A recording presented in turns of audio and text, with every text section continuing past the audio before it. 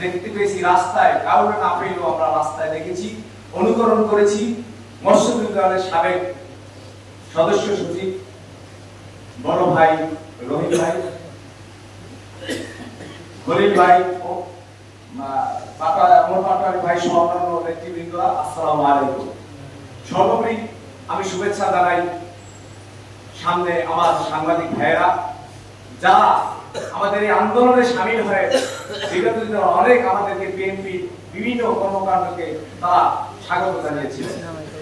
সংগ্রামী বন্ধুরা, আজকে প্রতিষ্ঠা বার্ষিকী উপলক্ষে আমি দেশের যে বর্তমান প্রেক্ষাপট, ছাত্র আন্দোলনে না বললেই নয়, আমাদের আজকের প্রধান অতিথি, যার হাত ধরে ঢাকায় আন্দোলন হয়েছে বিগত 17টি বছর, যিনি ছোট্ট ছোট্ট আন্দোলন করে নির্যাতন হয়ে বিভিন্ন জেল জুলুম খেটেছে, যেমনি ভাবে আমি দেখেছি চোখের সামনে রিক্সা চালকরা যেমনি ভাবে আন্দোলন করেছে, বড় বড় নেতারাও কিন্তু রাজপথ আন্দোলন করেন নাই, কিন্তু রিক্সা চালক সহ কৃষক শ্রমিকরা যখন মাঠে আন্দোলন করেছে তখন তারা নাওয়ারিসের মতো পরিচয় বহন করেছে। ঠিক তেমনি মুহূর্তে প্রধান অতিথি সালাম ভাই বলেছেন, নাওয়ারির মধ্যে বিএনপিতে কোনো শব্দ থাকবে না, তোমরা একটি ছোট্ট সংগঠন করো, সেই সংগঠনের পরিচয় আমি সালাম দেব। ঠিক তেমনি মুহূর্তে রিক্সা চালক যে আন্দোলন করেছে ঢাকাতে, সেই প্রথম পরিচয় দিয়েছে সালাম ভাই। ঠিক জিয়ামঞ্চ থেকে শুরু করে বিভিন্ন সহযোগী সংগঠন থেকে শুরু করে আন্দোলনের সময় যিনি বিএনপি করেছেন, তাকে এই সালাম ভাই একমাত্র পরিচয় বহন করেছে।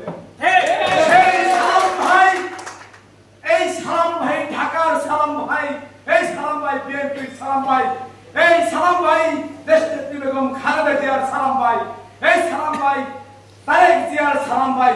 আশা করি তারেক রহমানের কাছে আমার আকুল আবেদন, এই সালাম ভাই যেন ঢাকা থেকে হারিয়ে না যায়। এই সালাম ভাই হারালে বিএনপি হারিয়ে যাবে। এই সালাম ভাইয়ের মতো ত্যাগী নির্যাতিত নিপীড়িত নেতারা, কাজী রফিকের মতো, ডক্টর মনিরের মতো, আব্দুর রহিমের মতো নেতারা হারিয়ে গেলে বিএনপি হারিয়ে যাবে।